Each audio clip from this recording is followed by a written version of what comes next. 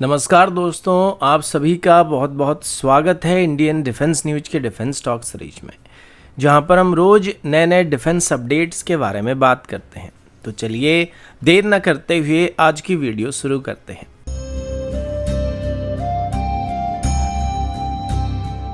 आज की पहली अपडेट भारत और रशिया के बीच होने वाले एक बहुत बड़ी डिफेंस कोऑपरेशन को लेकर है। और दोस्तों, ये अपडेट बहुत ही बड़ी स्ट्रेटेजिक डेवलपमेंट के रूप में सामने आ रही है। सोर्सेज के मुताबिक रशिया की तरफ से अभी भारत को ऐसा प्रपोजल दिया गया जो अगर आगे बढ़ता है तो अगले 20 से 30 सालों के लिए Indo Russian air power partnership का पूरा गेम ही बदल सकता है। ये प्रपोजल FCFA प्रोग्राम यानी Su-57E की इंडियन वेरिएंट को लेकर है। और इंटरेस्टिंग बात यह है कि रशिया पहली बार इतना expensive defence aviation road map Bharat के साथ ओपनली शेयर करने का प्रपोजल दे रहा है। अभी जियोपॉलिटिकल एनवायरनमेंट थोड़ा बदल चुका है और न्यू दिल्ली और मॉस्को के बीच नए पैरामीटर को लेकर बातचीत शुरू हो चुका है, जिसमें डिजाइन पार्टिसिपेशन, सॉफ्टवेयर आर्किटेक्चर और मिशन सिस्टम जैसे क्रिटिकल टेक्नोलॉजी एरिया को ज्यादा इंपॉर्टेंस दिया जा रहा है। रशियन ऑफिशियल की तरफ से बात कंफर्म किया गया कि अगर भारत इस रिवाइवल प्रपोजल को अप्रूव करता है तो रशिया 2 से 3 squadron Su-57E stealth fighter jet को ऑफ द सेल्फ तुरंत ही इंडियन एयरफोर्स को डिलीवर करने वाला। और इसी के पैरेलल में Su-57E का लोकल प्रोडक्शन लाइन भारत में सेटअप किया जाने वाला है। मतलब एक तरफ इंडियन एयरफोर्स को इमीडिएट बेसिस पर 5th जनरेशन एयरक्राफ्ट डिलीवर हो जाएगा और दूसरी तरफ लॉन्ग टर्म बेसिस पर यहाँ पे डोमेस्टिक मैन्युफैक्चरिंग को स्टार्ट किया जा सकेगा। लेकिन बात यहीं पर खत्म नहीं होता, क्योंकि रशिया की तरफ से भी एक और ऑफर दिया गया, जिसमें रशियन ऑफिशियल के हिसाब से FCFA प्रोजेक्ट को रिवाइव करना दरअसल में गेटवे प्रोजेक्ट होने वाला है, जिसके मदद से आगे चल के भारत और रशिया साथ मिलकर 6th जनरेशन एयरक्राफ्ट और next generation stealth aircraft, unmanned man teeming system और फ्यूचर में स्ट्रेटेजिक बॉम्बर को भी को डेवलप करने की कोशिश कर सकते हैं। रशिया को लगता है कि 6th जनरेशन एयरक्राफ्ट का प्रोटोटाइप वर्ल्ड में 2035 के आसपास दिखने स्टार्ट हो जाएंगे और उससे पहले ही भारत के साथ मिलकर वो ब्रह्मोस मॉडल में ही 6th जनरेशन एयरक्राफ्ट को भी डेवलप करने का प्रपोजल दे रहे हैं। अगला अपडेट DRDO के पिनाका मार्क 4 रॉकेट को लेकर है। दोस्तों, ये अपडेट भारत की आर्टिलरी वॉरफेयर को बिल्कुल एक नए एरा में ले जाने वाला है। सोर्सेज के मुताबिक DRDO की तरफ से ऑफिशियल अभी पिनाका मार्क 4 रॉकेट की extended range guided rocket system का डेवलपमेंट को स्टार्ट कर दिया गया, जो कि 300 किलोमीटर तक की रेंज तक स्ट्राइक करने की कैपेबिलिटी रखने वाला है। और सबसे बड़ी बात यह कि इससे गाइडेड रॉकेट बोला जा रहा है, लेकिन इसकी एक्यूरेसी क्रूज मिसाइल के बराबर होने वाला है, जो कि 3 मीटर के आसपास की CP को मेंटेन करने वाला है, जिस वजह से इसको ब्रह्मोस या प्रलय मिसाइल जैसे हाई एंड टैक्टिकल मिसाइल की अल्टरनेटिव के तौर पर इस्तेमाल किया जा सकता है, लेकिन कॉस्ट के हिसाब से उनसे 4 गुना सस्ता पड़ने वाला है। Traditional guided rocket system normal एक प्री प्रोग्राम पाथ को फॉलो करते हैं, जिसमें गाइडेंस के लिए GPS, INS और कंट्रोल फिन का इस्तेमाल किया जाता है, लेकिन पिनाका मार्क 4 इस रूल को ब्रेक करने वाला है। सोर्सेज की तरफ से दिए गए डाटा के मुताबिक ये rocket unpredictable in flight manoeuvre को परफॉर्म करने वाला है, जिस वजह से दुश्मन की एयर डिफेंस सिस्टम इसको इंटरसेप्ट नहीं कर पाएंगे। ये क्वासी बैलिस्टिक फ्लाइट को फॉलो करने वाला है, जिसमें मिड कोर्स में लैटरल मैन्यूवर करने वाला और टर्मिनल फेज में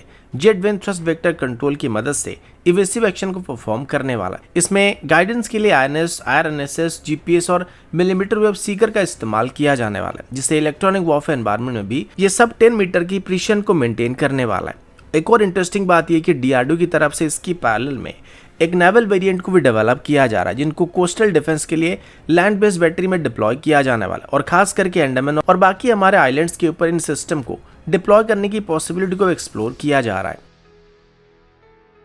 अगला अपडेट भी भारत और रशिया की एरोस्पेस पार्टनरशिप को लेकर है। और दोस्तों, ये अपडेट डिफेंस के साथ साथ सिविल एविएशन सेक्टर के साथ भी लिंक्ड होने वाला है। अभी प्रेसिडेंट व्लादिमीर पुतिन के 2 दिन के स्टेट विजिट के दौरान भारत और रशिया की तरफ से IL-114 रीजनल टर्बोप्रॉप एयरक्राफ्ट के जॉइंट प्रोडक्शन पर प्रिलिमिनरी डिस्कशन को स्टार्ट कर दिया गया। ये अनाउंसमेंट रोस्टेक कॉर्पोरेशन के CEO सर्जे केमिजोव की तरफ से दिया गया था, और ये मेक इन इंडिया के अंदर एरोस्पेस मैन्युफैक्चरिंग को और भी डीपन करने की तरफ एक मेजर स्टेप माना जा रहा है। रशियन ऑफिशियल की तरफ से बात कंफर्म किया गया कि ये उनका पहला मेजर सिविलियन एरोस्पेस प्रोजेक्ट होने वाला है, जिसमें भारत के साथ वो डायरेक्टली को प्रोडक्शन मॉडल को अडॉप्ट करने वाले हैं। और सेम नेगोशिएशन अभी सुखोई सुपरजेट 100 को लेकर भी किया जा रहा है, यानी कि एक ही टाइम पर अभी 2 रशियन ओरिजिन सिविलियन एयरक्राफ्ट को भारत में बनाने का प्रपोजल दिया जा रहा है। Russian first deputy prime minister Denis Manturov की तरफ से अभी टास्क को बताया गया कि IL-114 या सुखोई सुपरजेट 100 दोनों ही भारत के रीजनल एविएशन नेटवर्क या उड़ान स्कीम के अंदर परफेक्टली फिट होने वाले हैं।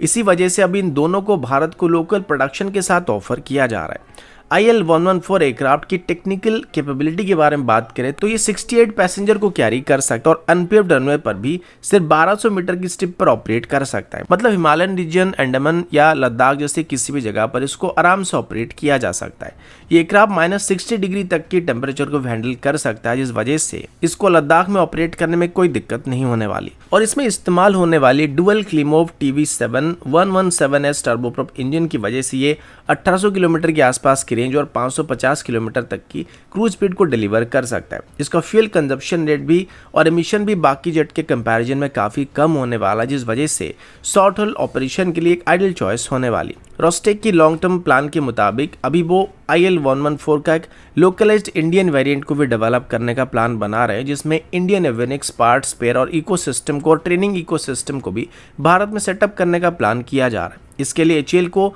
मेन प्रोडक्शन पार्टनर के रूप में देखा जा रहा है और रशिया की तरफ से भी ऑफर दिया जा रहा है कि अगर भारत इनिशियली 200 ऐसे एयरक्राफ्ट को खरीदने का वादा करता है तो इन जेट की फुल असेंबली, रिपेयर और ओवरऑल सेंटर, पायलट ट्रेनिंग और इंजीनियरिंग ट्रेनिंग सेंटर और joint research and development system को भी भारत में ओपन किया जा सकता है। और ऐसा होने के बाद भारत की सिविल एविएशन सेक्टर के लिए गेम चेंजर साबित होने वाला है। अगला अपडेट रशिया की लैंडसेट 3 लॉटरिंग मुनिशन को लेकर है। दोस्तों, रशियन प्रेसिडेंट व्लादिमीर पुतिन की न्यू दिल्ली के विजिट के तुरंत बाद एक और बड़ी खबर सामने आ रही है, जिसमें रशिया की तरफ से भी ऑफिशियली एक ऐसा ऑफर दिया गया जो अब तक किसी भी देश को ऑफर नहीं किया गया था। ये ऑफर लैंडसेट 3 कैमिकाजी ड्रोन का कंप्लीट टेक्नोलॉजी ट्रांसफर और लाइसेंस प्रोडक्शन और इंडिया स्पेसिफिक वेरिएंट की कोर डेवलपमेंट को लेकर होने वाली है। लैंडसेट 3 ड्रोन की बात करें तो ये मेनली यूक्रेन वॉर के बाद काफी पॉपुलर बन गया था। सबसे पहले इस ड्रोन को आर्मी 2019 एग्जीबिशन में पब्लिकली शोकेस किया गया था और उस वक्त शायद किसी ने इमेजिन नहीं किया होगा कि आगे चलकर ये वर्ल्ड का सबसे फियर्ड लॉटरिंग मुनिशन बन जाएगा। यूक्रेन कॉन्फ्लिक्ट स्टार्ट होने के बाद लैंडसेट 3 की फायर पावर का अंदाजा वेस्ट को होने लगा था। वेस्टर्न मिलिट्री एक्सपर्ट्स के हिसाब से इस ड्रोन ने अब तक hundreds of Ukrainian tank, M777 howitzer, PZH-2000 artillery system, HIMARS launchers और लियोपार्ड 2 जैसे टैंक को डिस्ट्रॉय किया है। सबसे बड़ी बात यह कि या खास बात यह कि लैंडसेट 3 ड्रोन को यूनाइटेड स्टेट की स्विचब्लेड 600 या इजरायली ओरिजिन हेरोक ड्रोन जिसको हम इस्तेमाल करते हैं उनका इक्विवेलेंट नहीं बल्कि उनसे काफी बेहतर माना जा रहा है। रशिया क्लेम करता है कि ये ड्रोन मूविंग आर्मर टारगेट के अगेंस्ट में भी 80% से ज्यादा हिट प्रोबेबिलिटी को मेंटेन कर सकता है और ये भी हैवी इलेक्ट्रॉनिक वॉरफेयर एनवायरनमेंट के अंदर पॉसिबल होने वाला है। भारत की तरफ से अभी अपने लॉटरिंग मुनिशन प्रोग्राम को भी एग्रेसिवली ग्रो करने की कोशिश किया जा रहा है, लेकिन अभी तक रेंज, पेलोड, गाइडेंस सिस्टम और इलेक्ट्रॉनिक वॉरफेयर स्पूफिंग के मामले में कोई भी सिस्टम लैंडसेट 3 की प्रूवन कॉम्बैट रिकॉर्ड के क्लोज नहीं आ पाया। इसी वजह से अभी इंडियन आर्मी और इंडियन एयरफोर्स दोनों की तरफ से high altitude precision strike weapon पर फोकस किया जा रहा है। खास करके चाइना के साथ लाइन ऑफ एक्चुअल कंट्रोल में डीप स्ट्राइक मिशन और काउंटर टेरर ऑपरेशन के लिए भी ऐसे सिस्टम को कंसिडर किया जा रहा है। एक सीनियर इंडियन डिफेंस ऑफिशियल की तरफ से ये बात बताया गया कि लैंडसेट 3 पूरी दुनिया के सबसे कंटेस्टेड इलेक्ट्रॉनिक वॉरफेयर एनवायरनमेंट के अंदर टेस्ट हो चुका है। अगर इसकी large scale local production Bharat में करना पॉसिबल हो पाता है तो ये माउंटेन डिवीजन और हमारी मैकेनाइज्ड इन्फेंट्री कोर के लिए एब्सोल्यूट गेम चेंजर बनने वाला है। अगला अपडेट भारत की S-400 Triumph air defence system को लेकर है। वेटरन डिफेंस जर्नलिस्ट विष्णु सोम की तरफ से अभी फाइनली एक बात कंफर्म किया गया कि मई 2025 की इंडो पाकिस्तान कॉन्फ्लिक्ट के दौरान भारत की S-400 सिस्टम ने पाकिस्तानी एयरफोर्स के JF-17 फाइटर जेट को 200 किलोमीटर की दूरी से डीप एनिमी एयर स्पेस के अंदर डायरेक्टली हिट करके डिस्ट्रॉय कर दिया था। ये स्टेटमेंट NDTV के पॉडकास्ट डिफेंस की एपिसोड 29 में दिया गया था, जहां विष्णु सोम और शिव अरुण ने ऑपरेशन सिंदूर के टैक्टिकल एंगेजमेंट के ऊपर एक्सक्लूसिव इनसाइड इन्फॉर्मेशन को शेयर किया है। पहलगाम टेरर अटैक के बाद जो 4 दिन का इंडो पाकिस्तानी कॉन्फ्लिक्ट हुआ था उसमें S-400 सिस्टम की परफॉर्मेंस पहले भी न्यूज में आ चुका था, लेकिन ये पहली बार था जब किसी फाइटर एयरक्राफ्ट को मार गिराने की स्ट्राइक डिस्टेंस का एग्जैक्ट नंबर डिस्क्लोज किया गया था और ये नंबर लिटरली डिफेंस इक्वेशन को हिला देने वाला है, क्योंकि विष्णु सोम की तरफ से पॉडकास्ट में कहा गया था कि 200 किलोमीटर की दूरी से किसी फाइटर एयरक्राफ्ट को डिस्ट्रॉय करना सिर्फ एक नंबर नहीं होता, क्योंकि ये हिट कोई लकी स्ट्राइक नहीं था बल्कि S-400 सिस्टम की 40 N6E मिसाइल और ग्रेवस्टोन रडार के हाईली कोऑर्डिनेटेड ऑपरेशन का एक रिजल्ट था, जिस वजह से JF-17 को हिट किया गया था। ये JF-17 भोलारी एयरवेज से स्क्रैम्बल कर रहा था और उस समय पाकिस्तानी ECM जैमर भी एक्टिव थे, लेकिन मिसाइल ने बिना कोई दिक्कत के एंगल लॉक को मेंटेन किया था और पायलट को आफ्टर बर्नर को ऑन करने का टाइम भी नहीं मिल पाया था। विष्णु सोम ने स्किल को एग्जाम्पल के तौर पर बनाकर कहा कि अगर आदमपुर एयरवेज में भारत की तरफ से S-400 सिस्टम को डिप्लॉय किया जाएगा तो S-400 सिस्टम का किल बॉक्स लाहौर के आगे कवर करने वाला, जिससे पाकिस्तान का ईस्टर्न फ्लैंक पूरा नो फ्लाई जोन बन जाएगा। पॉडकास्ट के टैक्टिकल ब्रेकडाउन के अंदर शिव अरूर की तरफ से बात बताया गया था कि जब पाकिस्तान के F-16 और JF-17 फाइटर जेट LOC के पास ऑपरेट करने वाले रफाल और Su-30 MK को कंटेस्ट करने की कोशिश कर रहे थे या सर्च कर रहे थे, तब आदमपुर एयरफोर्स स्टेशन में डिप्लॉय किए गए S-400 बैटरी इंडिजिनस आकाश रेजिमेंट और फाल्कन आवर्क्स नेटवर्क एक साथ इनबाउंड टारगेट को 250 किलोमीटर से भी ज्यादा दूरी से ट्रैक कर रहे थे। JF-17 मिड मैन्यूवर में था जब मार्क 6 की स्पीड में S-400 सिस्टम की 40 N6E मिसाइल ने उसको हिट किया था और ब्लास्ट इतना मैसिव था कि फायरबॉल अमृतसर के आसपास विजिबल हुआ था। तो दोस्तों अभी के लिए इतना ही, मिलता हूं आपसे अगली वीडियो में, तब तक के लिए जय हिंद, वंदे मातरम।